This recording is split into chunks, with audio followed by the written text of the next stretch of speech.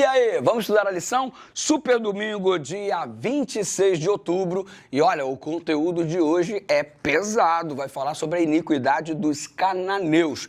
E antes de analisar esse conteúdo super pesado, deixa eu dar uma suavizada e te fazer um convite dizendo que ainda tem pouquíssimas vagas, mas ainda dá tempo de você correr atrás e participar conosco da viagem logo em fevereiro, tá pertinho. Israel, Dubai e Egito. Informações aí através do WhatsApp. Vamos com a gente, vai ser bênção em nome de Jesus. O tema pesado de hoje, qual é? A iniquidade dos cananeus. A primeira coisa que precisamos entender é aquilo que já falamos na semana passada, baseado em Gênesis capítulo 15, verso 16.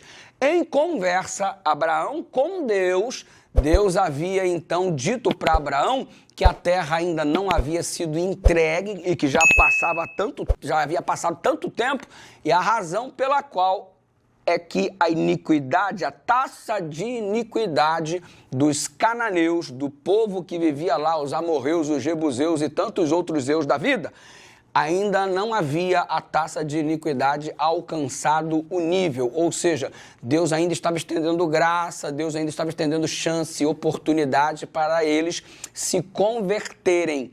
Tendo isso em vista, você percebe que não foi arbitrária a decisão de Deus de destruir a nação. Deus deu a eles todo o tempo de graça, porque Deus é assim, é justo.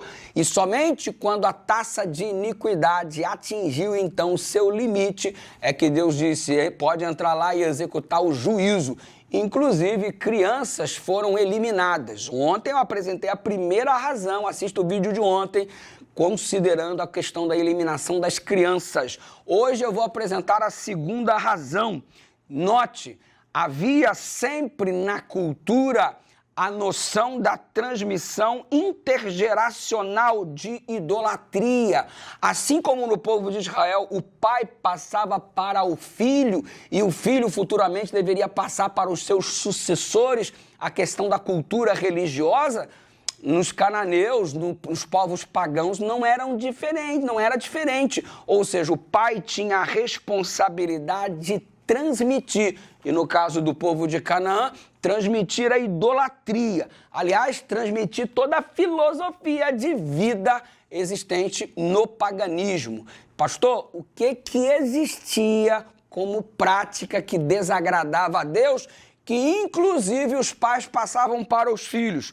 Exatamente, a idolatria que envolvia sacrifícios de crianças, descobertas arqueológicas, cujo registro está aqui na lição, inclusive textos ugaríticos comprovam que havia sacrifício de primogênitos para os deuses como parte do culto.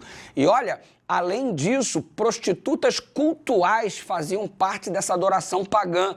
Como é que a coisa funcionava? A lição explica. Dizia a lição que a fertilidade da terra era o resultado da prática sexual entre os deuses. E quando na adoração a esses deuses havia prática sexual, havia então por parte do adorador, através de práticas sexuais, o incentivo para que as divindades fizessem a mesma coisa, a fim de que a terra fosse abençoada por intermédio da prática sexual dos deuses. Olha só como é que funcionava. O resultado era que os cultos funcionavam como uma verdadeira orgia, e há registros que compõem todas essas informações, registros históricos arqueológicos. Dessa forma, o culto era uma tremenda perversão a estas divindades pagãs, com toda essa concepção de prostituição como sendo algo plausível na adoração a estas divindades. E tudo isso era ensinado também às crianças. E além do sacrifício infantil, além da prostituição cultural, havia ainda a questão da feitiçaria, da necromancia, do espiritualismo, da adivinhação, e tudo isso relatado em Deuteronômio capítulo 18, do versículo 9 até o versículo 12. Eram as práticas que Deus condenava e durante 400 anos avisou que era para que eles abandonassem todas estas práticas, mas eles continuavam. E voltando à questão das crianças, eles transmitiam a estas crianças esse tipo de cultura, de modo que as próprias crianças seriam agentes de transmissão intergeracional de idolatria e práticas abomináveis. Isso, então, explica um pouco da ordem divina para que as crianças também fossem eliminadas. E, obviamente, como já citamos na lição de ontem, se houver alguma criança inocente, Deus é justo. E o fato da morte física ter sido uma realidade para determinadas crianças não determina necessariamente o destino eterno destas crianças. Afinal de contas, Deus é justo e misericordioso com os inocentes. E se algum inocente padeceu em meio a esta execução, tendo em vista o juízo de Deus, certamente esta justiça será feita, porque Deus é justo juiz. O que estamos percebendo? Que a medida da taxa de iniquidade dos amorreus e todos os povos que habitavam na terra de Canaã havia transbordado, e a eliminação dos cananeus, portanto, diz a lição, não foi uma decisão repentina, caprichosa ou vingativa da parte de Deus.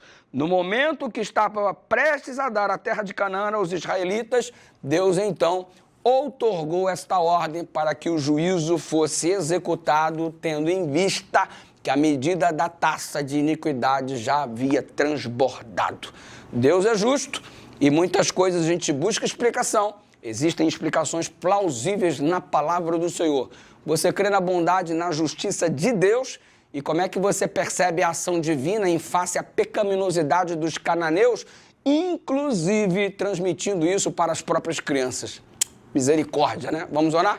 Pai querido, nós acreditamos na tua bondade, na tua justiça, e apesar de textos difíceis aparecerem diante dos nossos olhos, nós não duvidamos da tua bondade acima de todas as coisas, da tua justiça na execução do juízo, em nome de Jesus.